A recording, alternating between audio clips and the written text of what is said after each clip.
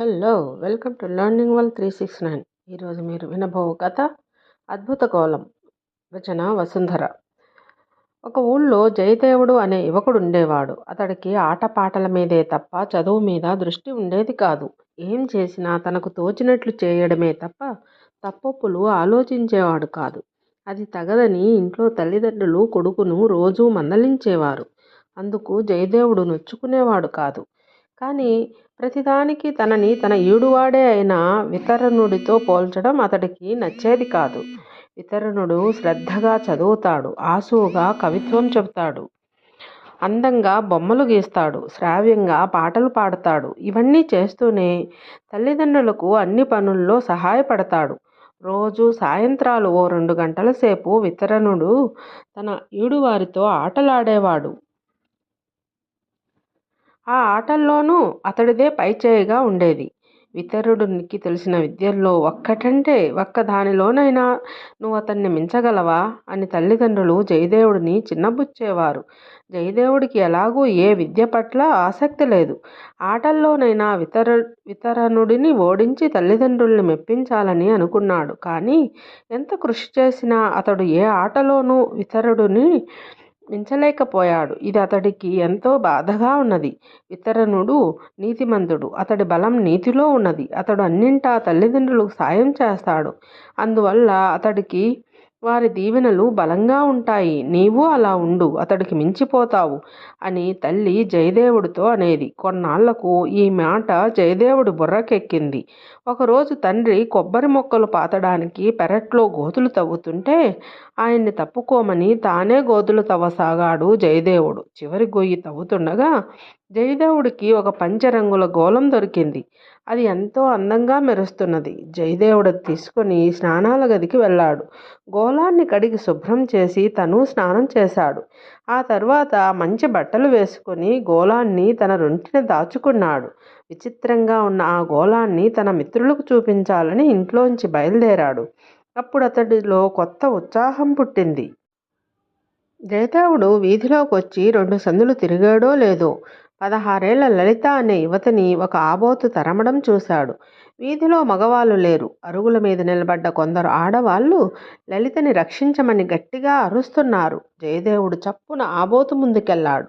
ఆబోతు కొమ్ములతో కుమ్మబోతే అతడు ఆ కొమ్ముల్ని పట్టుకున్నాడు. కాసేపు ఇద్దరి మధ్య పోరాటం జరిగింది. చివరకు ఆబోతు జయదేవుడికి లొంగిపోయింది. వీధిలో వాళ్ళంతా జరిగింది ఆశ్చర్యంగా చూశారు. కానీ జయదేవుడు మాత్రం ఎవరినీ పట్టించుకోక నేరుగా తన స్నేహితుల వద్దకు వెళ్ళాడు. ఏమిట్రోయ్, చాలా హుషారుగా ఉన్నావు అని స్నేహితులు పలకరిస్తే తాను సాధించిన ఘనకార్యం వాళ్లకు చెప్పాడు. కోతలు కోయడానికి కూడా హద్దు అదుపు ఉండాలి. నువ్వేమిటి ఆబోతును లొంగదీయడమేమిటి? మేము నమ్మం అన్నారు స్నేహితులు. జయదేవుడికి కోపం వచ్చి, అయితే నేను అబద్ధం చెబుతున్నానని అనుకుంటున్నారా అన్నాడు. అనుకోమా మరి, నీ ఒంటి మీద ఒక్క గాయమైనా లేదెందుకు? అబద్ధం చెప్పినా అది అతికినట్లుండాలి, అది తెలుసుకో అన్నారు అతడి స్నేహితులు. పోనీ మరో ఆబోతుని చూపించండి, వెళ్ళి దాన్ని లొంగదీసి నా మాట నిజమని రుజువు చేసుకుంటాను అన్నాడు జయదేవుడు పట్టుదలగా. ఒక మిత్రుడు కాసేపు ఆలోచించి, ఆబోతు సంగతి తర్వాత చూద్దాం, నీకు నిజంగా సత్తా ఉంటే ముందా వీరభద్రుడి పని పట్టకూడదు, ఊరంతా చూసి ఆనందిస్తాం అన్నాడు. కొన్నాళ్ల క్రితం ఆ ఊరొచ్చిన వీరభద్రుడు ఆ ఊరి దేవాలయం వద్ద మకాం పెట్టాడు. చూడ్డానికి రాక్షసుడిలా ఉండే అతడి చేష్టలు కూడా రాక్షసులవే. రోజు దేవాలయం ముందు నిలబడి దేవుణ్ణి తిడతాడు. అది తప్పని ఎవరైనా చెబితే వాళ్ళను తిడతాడు. కోపం మీరితే కొడతాడు కూడా. తనకి రోజు ఊళ్ళో ఎవరో ఒకరు తిండి పెట్టి అవసరమైన డబ్బు ఇవ్వాలని శాసించాడు. అతన్ని ఎదిరించే శక్తి లేక ఊళ్ళో వాళ్ళంతా వంతుల వారీగా అతడికి తిండి డబ్బు ఇవ్వడానికి తమలో తాము ఏర్పాటు చేసుకున్నారు. ఎప్పటికైనా ఊరికి పట్టిన ఈ పీడ వదిలేనా అని ఊరంతా దిగులుతో ఉన్నారు. ఎప్పటికైనా ఊరికి పట్టిన ఈ పీడ వదిలేనా అని ఊరంతా దిగులుతో ఉన్నారు. వీరభద్రుణ్ణి నేను ఎదిరిస్తాను, ఊరికి పట్టిన ఈ పీడను వదిలిస్తాను అన్నాడు జయదేవుడు. అతడలా అనగానే మిత్రులు భయపడి, ఈ మాట నువ్వు స్పృహలో ఉండే అంటున్నావా? వీరభద్రుడిది రాక్షస బలం. అతడికి ఎదురెడితే నిన్ను చంపేసి మీ ఇంటి మనుషుల్ని కూడా ఎత్తుకుపోతాడు అన్నారు. అలా జరగకూడదనే వీరభద్రుడికి శాశ్వతంగా బుద్ధి వచ్చేలా చేస్తాను అన్నాడు జయదేవుడు. మిత్రులంతా జయదేవుణ్ణి బలవంతంగా ఆపాలని ప్రయత్నించారు. వాళ్ళ వల్ల కాలేదు. అతడు వాళ్ళందరినీ విదిలించుకొని ఒక్క పరుగున దేవాలయం వైపు వెళ్ళాడు. అప్పుడక్కడ వీరభద్రుడు ఓ భక్తుణ్ణి అటకాయించి, ఆ దేవుడి గుళ్ళో నీ మాట వినే వాళ్ళెవ్వరూ లేరు. నన్ను నమ్ముకుంటేనే నీకు ఏమైనా ప్రయోజనం. అయినా నీకు అంతగా గుడిలోకి వెళ్ళాలనుంటే ముందు నా కాళ్ళకు మ్రొక్కి వెళ్ళు. నా కాళ్ళకు మ్రొక్కడం ఇష్టం లేకపోతే వెనక్కి పో అంటున్నాడు. ఆ భక్తుడు చేసేది లేక వీరభద్రుడి కాళ్ళకు మ్రొక్కబోయాడు. సరిగ్గా అప్పుడే అక్కడికొచ్చిన జయదేవుడు ఆ భక్తుణ్ణి వారించి, వీడు పాపాత్ముడు, వీడి కాళ్ళకు మ్రొక్కావంటే నీకంటిన ఆ పాపం ఎన్ని పుణ్యతీర్థాలు తిరిగినా ఎందరు దేవుళ్లను కొలిచినా పోదు అన్నాడు. వీరభద్రుడు ఈ మాటలు విని, ఎవడవురా నువ్వు, నన్ను పాపాత్ముడంటున్నావు? నీకు ప్రాణాల మీద ఆశ లేదా అని కోపంగా హుంకరించాడు. జయదేవుడు అతన్ని తిరస్కారంగా చూసి, నీకు బుద్ధి చెప్పమని ఆ దేవుడు నన్నిక్కడకు పంపాడు. ప్రాణాల మీద ఆశ ఉంటే వెంటనే పారిపో అన్నాడు. అంతే, వీరభద్రుడు పెద్దగా అరచి జయదేవుడి మీదకు ఉరికాడు. జయదేవుడు అతన్ని అవలీలగా 2 చేతులతోనూ పైకెత్తి దూరంగా విసిరేశాడు. క్రింద పడ్డ వీరభద్రుడికి ఒళ్ళంతా హోనమైంది. అయినా మళ్ళీ లేచి జయదేవుడి మీద పడ్డాడు. కానీ జయదేవుడు అతన్ని చిత్తు చేసి చావబాదాడు. జయదేవుడి మిత్రులు అక్కడికి చేరుకునేసరికి వీరభద్రుడు జయదేవుడి పాదాల మీద పడి, నన్నేం చేయకు, నేను ఈ ఊరుదిలి వెళ్ళిపోతాను అన్నాడు. ఊరుదిలిపోతే చాలదు, ఎక్కడికి వెళ్ళినా బుద్ధిగా ఉండాలి. ఎక్కడి నుంచైనా నీ మీద ఫిర్యాదు వచ్చిందో నిన్నిక ప్రాణాలతో వదిలిపెట్టను అన్నాడు జయదేవుడు.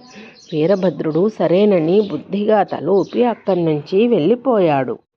మిత్రులు ఆశ్చర్యంగా జయదేవుణ్ణి సమీపిస్తే అతడి ఒంటి మీద ఎక్కడా చిన్న గాయం కూడా లేదు. నిన్ను చూస్తుంటే నువ్వేనా అని భయంగా ఉంది అన్నారు వాళ్ళు. ఇంకా ఆశ్చర్యంగానే, ఇప్పుడైనా నా మాట నిజమని నమ్మారు. అందుకు చాలా సంతోషంగా ఉంది అని ఇంటికెళ్ళాడు జయదేవుడు. తనలో కొత్తగా పుట్టుకొచ్చిన బలం, తెలివి ఎక్కడివో తెలియక అతడు సతమతమవుతున్నాడు. జయదేవుడు చేసిన ఘనకార్యాల గురించి ఇంకా తల్లిదండ్రులకు తెలియదు. అతడు ఇంట్లో చెప్పలేదు. ఆ రోజు సాయంత్రం ఆ ఊరికో సన్యాసి వచ్చి ఊరి చివర చెట్టు క్రింద మకాం పెట్టాడని, ఆయన జనాల సమస్యలకు పరిష్కార మార్గాలు చెబుతున్నాడని తెలిసిన తల్లిదండ్రులు జయదేవుణ్ణి ఆయన వద్దకు వెళ్ళమన్నారు. సరేనని వెళ్ళిన జయదేవుడికి సన్యాసిని చూడగానే ఏదో స్ఫురించి పకపక నవ్వాడు. ఆ నవ్వుకి ఆకర్షితుడైన సన్యాసి చటుక్కున జయదేవుడి వంక చూసి, ఎందుకు నాయనా నవ్వుతున్నావు అన్నాడు. త్వరగా మోక్షం సంపాదించాలని 25 ఏళ్ల క్రితం సన్యాసం స్వీకరించారు. ఇంతవరకు మీకు మోక్షం లభించలేదు. మీ సమస్యకు పరిష్కార మార్గం వెతుక్కోలేని మీరు ఇక్కడున్న ఈ ప్రజలందరి సమస్యలకు పరిష్కార మార్గం చూపాలనుకోవడం నాకు నవ్వు తెప్పించింది అన్నాడు జయదేవుడు. సన్యాసి అతడి వంక ఆశ్చర్యంగా చూసి, నీ మాట నిజం, నా సమస్యను సరిగ్గా తలుచుకున్నావు. మరి పరిష్కార మార్గం కూడా చెప్పగలవా అన్నాడు.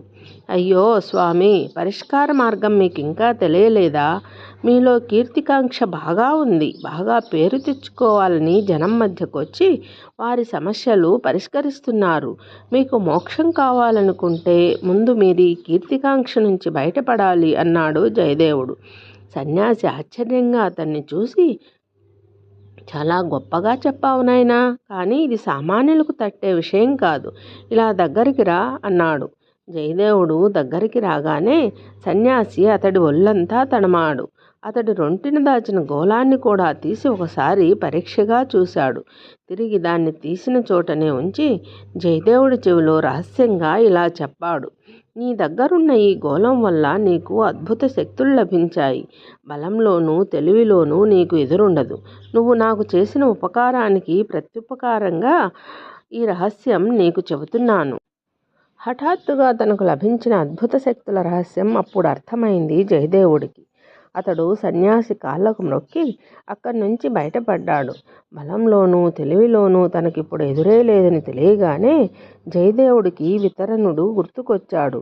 ఒక్కసారి వితరణుడి మీద తనదే పైచేయి అనిపించుకోవాలన్న కోరిక అతడిలో పురివిప్పింది.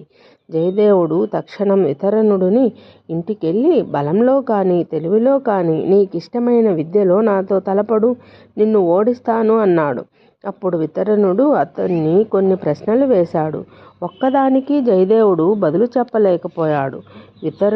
వితరణుడిని అడుగుదామంటే అతడికి ఒక్క ప్రశ్న కూడా స్ఫురించలేదు. ఆ తర్వాత ఇద్దరూ చేతులు కలిపి ముష్టి యుద్ధానికి తలపడ్డారు. వితరణుడు అతన్ని అవలీలగా చిత్తు చేశాడు. జయదేవుడికి చచ్చేటంత అవమానం అయింది. అతడు విసురుగా మళ్ళీ సన్యాసి వద్దకు పరిగెత్తాడు. అతడు చేరుకునే సమయానికి సన్యాసి ఆ ఊరు వదిలిపెట్టి హిమాలయాలకు బయలుదేరబోతున్నాడు. జయదేవుడు చెప్పిందంతా విన్న సన్యాసి నవ్వి, నీకా అద్భుత గోళం ఆయాచితంగా లభించింది. దాన్ని పరోపకారానికే తప్ప స్వార్థానికి ఉపయోగించకూడదు. వితరణుడి బలం తెలివి స్వయం కృషితో తెచ్చుకున్నవి. ఆ పైన అతడు సన్మార్గుడు. అతన్ని జయించాలంటే నీకు స్వయం కృషి తప్ప వేరే మార్గం లేదు. అసూయ వివేకాన్ని మూసేయడంతో నీ దగ్గర ఆ గోళం ఉన్నా నీ తెలివి పనిచేయక వితరణుడితో పోటీకి వెళ్ళావు. ఇప్పుడు నీ దగ్గరున్న గోళం మహిమ పోయింది. అది మళ్ళీ అద్భుత గోళం కావాలంటే నీవు స్వయం కృషితో వితరణుణ్ణి మించాలి అన్నాడు. జయదేవుడు దిగులుగా ఇంటికి వెళ్ళాడు. అప్పటికి జయదేవుడి ఘనకార్యాల గురించి ఊరంతా తెలిసింది. అతడి ఇంటి వద్ద ఓ భాగ్యవంతుడు ఉన్నాడు. ఆయన లలిత తండ్రి. తన ప్రాణాలు రక్షించిన జయదేవుడిని తప్ప వేరెవ్వరినీ వివాహమాడనని లలిత పట్టుబట్టి కూర్చున్నదట. జయదేవుడికి అది కలలోనైనా ఊహించని అదృష్టం. జయదేవుడి వివాహం లలితతో వైభవంగా జరిగిపోయింది. వీరభద్రుడి పీడ వదిలించినందుకు ఊరంతా కలిసి అతడికి 50,000 వరహాలు బహుమతిగా ఇచ్చారు. జయదేవుడికిప్పుడు తన జీవితం చాలా బాగున్నది. కానీ శరీర బలంలోనూ చదువులోనూ వితరణుణ్ణి మించిపోయి తన వద్దనున్న గోళానికి తిరిగి మహిమలు తెప్పించాలన్న కోరిక అతడిలో తీవ్రంగా ఉంది. అందుకని అతడిప్పుడు రోజూ కృషి చేస్తున్నాడు. అయితే వితరణుడు అప్పటికే జయదేవుణ్ణి అన్ని విధాలా మించి ఉన్నాడు. అయినా కూడా తన కృషిని కొనసాగిస్తూ అతడు తన బలాన్ని తెలివిని ఇంకా వృద్ధి చేసుకుంటూనే ఉన్నాడు. తాను 20 సంవత్సరాల కాలాన్ని వృధా చేసుకున్నానని, పోయిన కాలం తిరిగి రాదని, అందువల్ల తానెప్పుడూ వితరణుడి కంటే వెనుకబడే ఉంటున్నాడని జయదేవుడికి అర్థమైంది. ఇప్పటికీ జయదేవుడి వద్ద ఆ గోళం ఉన్నది. జయదేవుడి కొడుకు దానితో గోళీలాడుతున్నాడు. ఎంతో మహిమగల ఆ గోళం తన కారణంగా నిరుపయోగమైనదని జయదేవుడు తరచుగా దిగులు చెందుతూ ఉంటాడు. ఈ కథ పూర్తి కాగానే నాకు రాజ్యాధిపత్యం ఉంది. సక్రమంగా ఉపయోగిస్తే అది కూడా ఒక అద్భుత గోళమే. కానీ నా స్వార్థం వల్ల అది ఇంతకాలం పనికిరాకుండా పోయింది. గడిచిన కాలం ఎంత విలువైనదో ఈ కథ నాకు తెలియజెబుతున్నది. ఇక మీదట నేను మిగిలిన కాలాన్ని సదుపయోగం చేసుకుని రాజ్యాధిపత్యాన్ని సద్వినియోగం చేయాలి అనుకుంది రాణి. మహారాణి ఆలోచనలు ఎలా ఉన్నప్పటికీ ఆమెకి కథ బాగా నచ్చింది. ఆమె కథను మెచ్చుకోగానే వినయశూల్యుణ్ణి ఆవహించిన 100 కట్ల పిశాచానికి మరో కట్టు విడిపోయింది. మర్నాడు వినోద ప్రదర్శనకు ముందు యథాప్రకారం కథ వినడానికి మళ్ళీ వచ్చింది మహారాణి. వినయశీలుణ్ణి ఆవహించి ఉన్న పిశాచం మరో కథను ప్రారంభించింది. రేపు మరో కథతో మళ్ళీ కలుద్దాం. బాయ్.